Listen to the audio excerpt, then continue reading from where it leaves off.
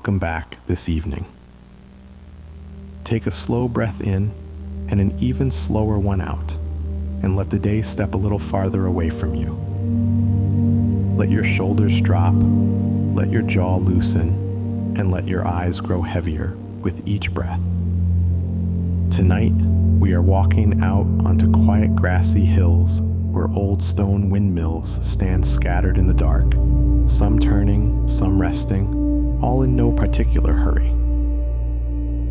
This is the windmills that turned in their sleep, a slow wandering through a place where the blades move even when the air barely does, and the hills seem to remember every step that crosses them. You do not need to do anything at all now. Just let the story drift around you and let your thoughts loosen and grow softer. When you are ready, we can step onto the path together and walk toward the windmills, turning in their sleep. I reached the windmills just after the last color drained from the sky, when the hills had turned the same soft green all the way to the horizon. The wind should have been the loudest thing here, but it barely bothered to move at all. Yet some of the stone windmills ahead of me turned anyway, their wooden blades rotating in slow, patient circles. Others stood completely still, as if they had chosen to rest for the night. They dotted the hills in every direction, some close enough to touch, some farther away, their shapes fading into the dark.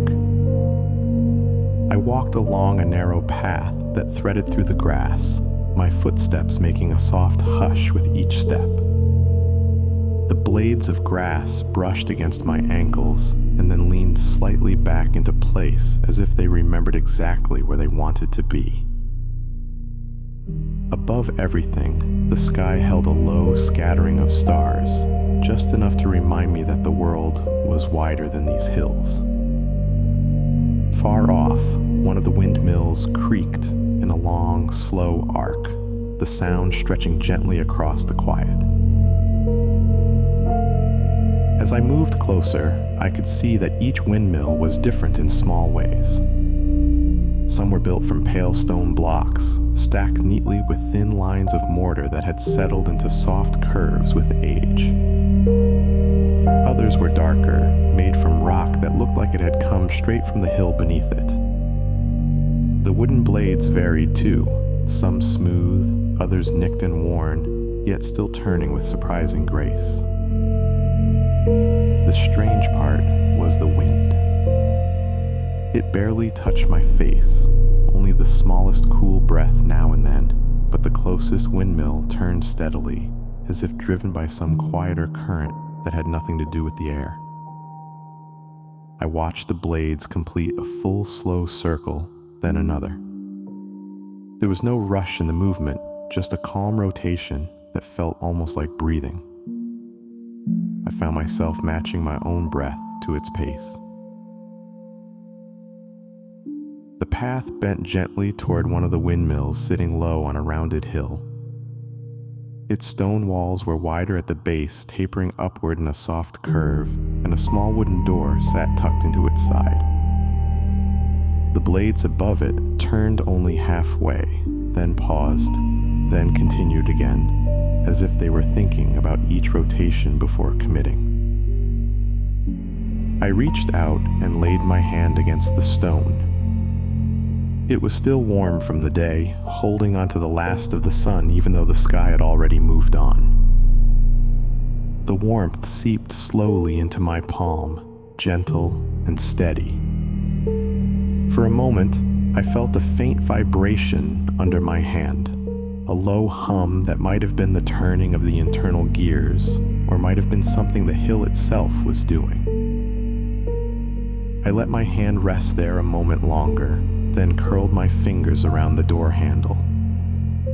The wood felt smooth and worn, polished by hands that had turned it many times before I ever found this place.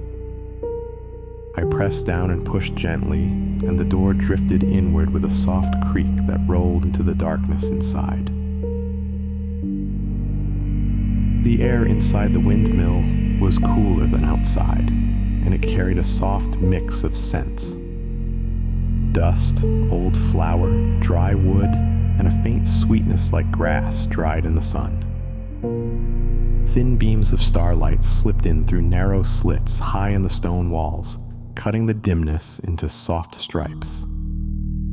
As my eyes adjusted, I saw the tall central shaft rising up through the floor, connected to gears and beams that disappeared into the shadows above. They moved slowly. I could hear them ticking and turning with a quiet rhythm, even though the blades outside were barely moving at all.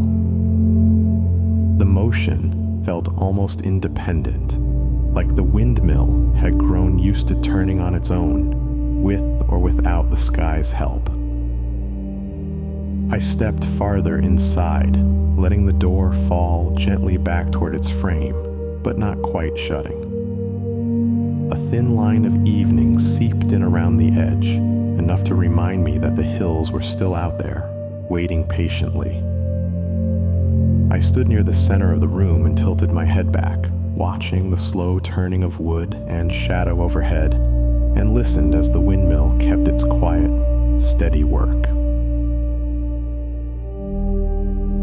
I let my eyes trace the slow turning of the gears for a while, then moved to the narrow staircase spiraling up along the inside wall.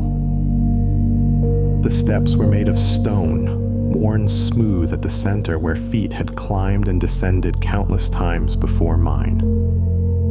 I placed my hand on the curved wall as I went, feeling the faint vibration of the machinery humming through the rock. It was a low, steady feeling, almost like the pulse of the hill itself. Every few steps, a small slit in the wall let in a thin blade of starlight cutting across the stairs in pale strips.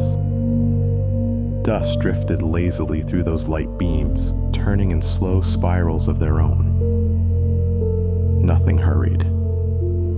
Even my breathing felt slower here, as if the windmill had gently suggested a quieter rhythm, and I had simply agreed.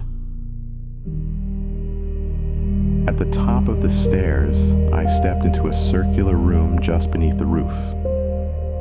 Wooden beams crossed overhead, supporting the structure where the blades connected to the central hub.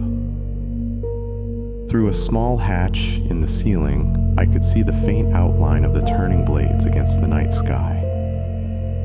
They moved so slowly that it almost looked like they were holding still, only their position giving away the fact that they were changing at all. A few windows had been cut into the stone at different angles, each one framing a different piece of the hills outside. Through one, I saw another windmill across the way, its blades motionless, standing like a quiet companion. Through another, I saw one farther off, its blades turning at nearly the same pace as the one I stood inside. For a moment, as I watched them both, their rotations lined up almost perfectly, as if they were following the same slow thought. Then they drifted out of sync again, content to move at their own speeds. I sat on a low wooden bench built into the wall, its surface smooth and cool. Someone had carved small markings into the wood long ago, simple lines and circles that might have meant something once. One small symbol looked like a windmill drawn with only a few strokes. Beside it, a shorter line trailed off into nothing, as if the person who made it had been called away mid-thought. I ran my fingertips over the carving and imagined the quiet nights spent here, listening to the blades and watching the hills through the narrow windows. It did not feel lonely. It felt like a place made for people who needed somewhere to sit and listen to slow things. Outside one window, I noticed something odd in the grass. The blades there rippled in a smooth wave that did not match any wind I could feel. The motion passed from one hill to the next, fading as it went, like a quiet greeting traveling between them. After a while, I stood and crossed to a small wooden door on the far side of the room. It opened out onto a narrow balcony that wrapped partway around the windmill. I stepped outside and felt the night air settle gently against my face. From here, the hills rolled out in soft waves, dotted with the dark shapes of other windmills. Some still turned, some rested. A few had faint lights in their narrow windows, not bright, more like the glow of someone thinking quietly inside. It was hard to tell if the lights were real or if the sky had simply dropped bits of starlight into the stone. As I watched, one of the distant lights dimmed and then returned, like a slow blinking eye that had no reason to stay open or closed for very long. I rested my arms on the railing and let my gaze drift from one hill to another, listening to the soft creak of the blades turning overhead.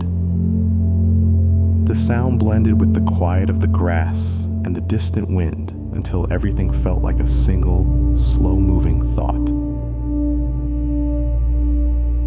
I stayed on the balcony until my legs felt ready to move again, then stepped back inside and made my way down the spiral stairs. The central room greeted me with the same quiet ticking of gears and the soft whisper of wood shifting overhead. I paused for one last look at the slow machinery, then eased the door open and stepped back out onto the hill. The night air met me with its cool, steady calm, and the grass brushed softly against my shoes as if no time had passed at all. Behind me, the windmill continued its unhurried turning, unconcerned with whether anyone was watching. I followed the path as it curved down the hill and then rose toward another cluster of windmills nearby. From a distance, they looked similar, but as I approached, their differences came into focus. One had a shorter, wider base, like it had settled deeper into the earth over the years.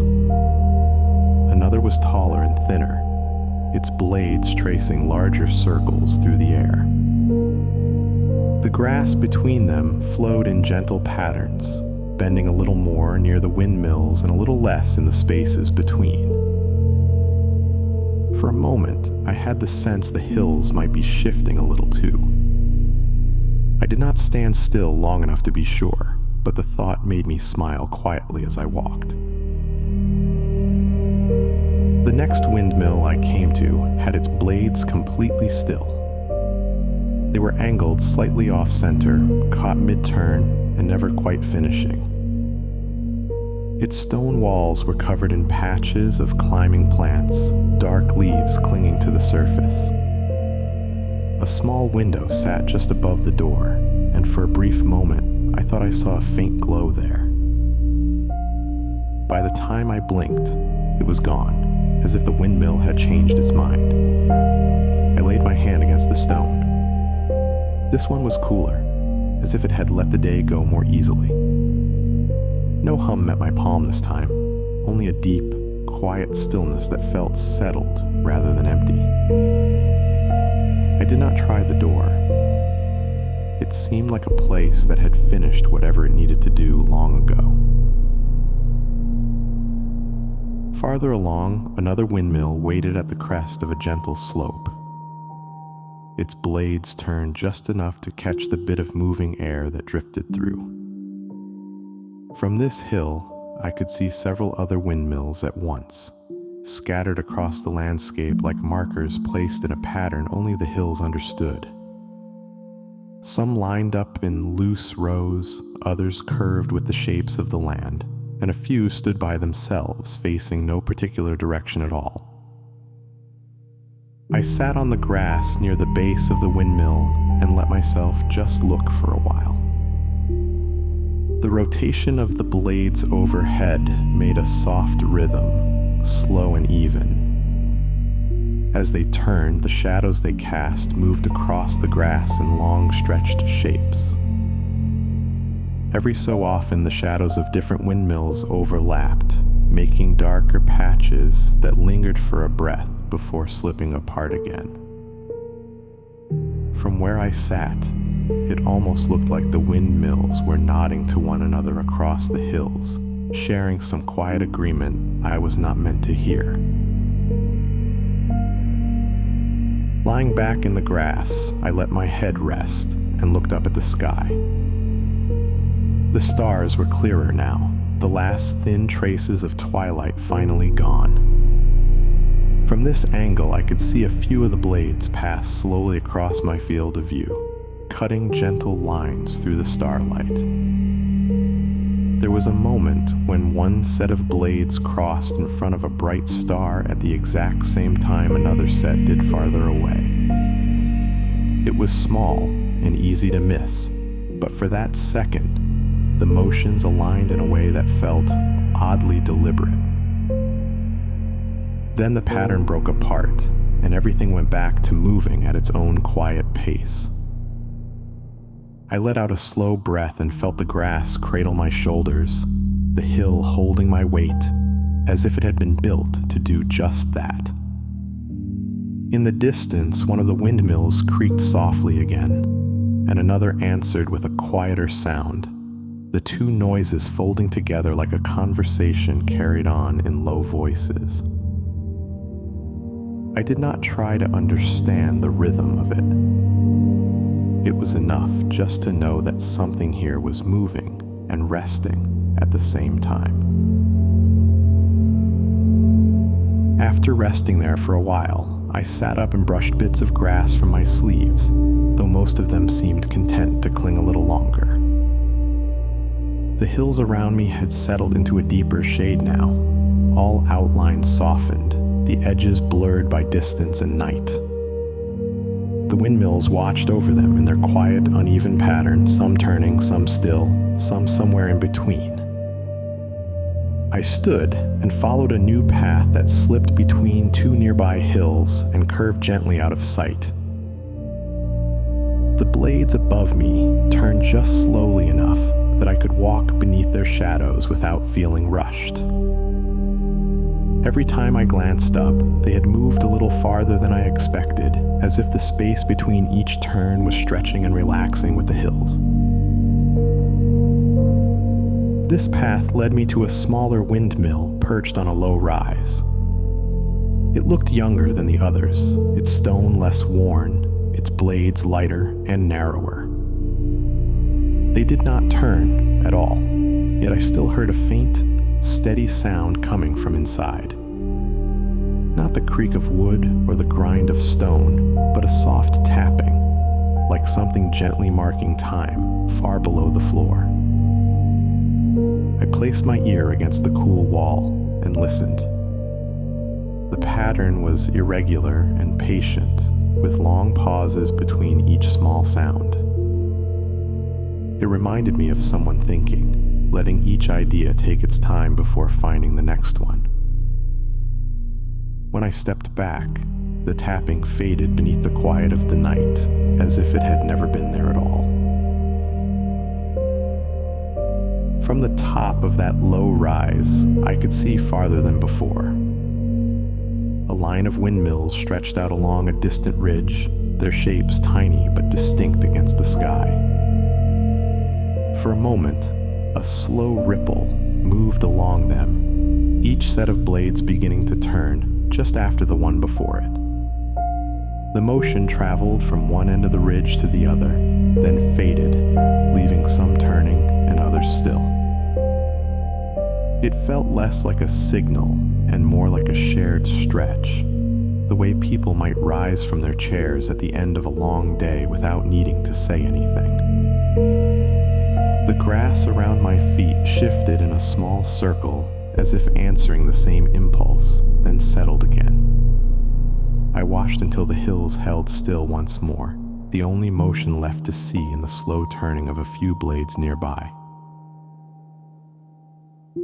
The night continued to deepen, but it did not feel heavier. If anything, the darkness grew softer, like a blanket pulled a little higher around the shoulders of the hills.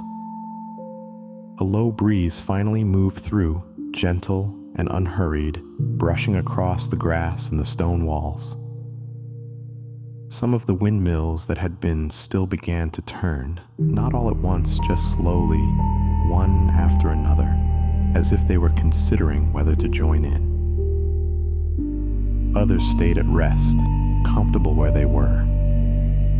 There was no sense of one choice being better than the other. It was simply the way of this place. Some things moved, some things rested, and both were allowed. When I finally started back along the path toward where I had first arrived, the hills did not feel any smaller, but they felt more familiar. The windmills were still scattered in their patient watch, but now I knew a little more about how they spent their nights. I passed the windmill I had first stepped inside. Its blades still turned in that same slow, thoughtful rhythm, and the faint hum inside was steady as ever. I touched the stone one last time as I went by, feeling a trace of the day's warmth still lingering there. The grass along the path seemed to part a little more easily now, as if it recognized my steps. Behind me, the creaks and soft groans of the windmills blended into the quiet, until they sounded less like separate noises and more like one long, gentle exhale laid over the hills. By the time I reached the edge of the fields, the windmills had become shapes against the sky again, slowly turning or resting in their own time, perfectly at ease in the dark. So here's where the story ends. You can leave the windmills here on their soft hills, some turning, some resting, all of them content to keep their quiet watch without you. You do not need to follow the path any farther tonight. Let your breath slow and let your thoughts loosen, the way the blades turn slowly in the dark. There is nothing left you need to hold on to right now. No plans, no tasks, no decisions waiting for you. Just the simple feeling of lying where you are and letting the world grow softer around you. If sleep is close, let it come in gently. And if you are still awake, that is all right too. You can drift at your own pace as long as you need. The story is finished, but your rest can keep going.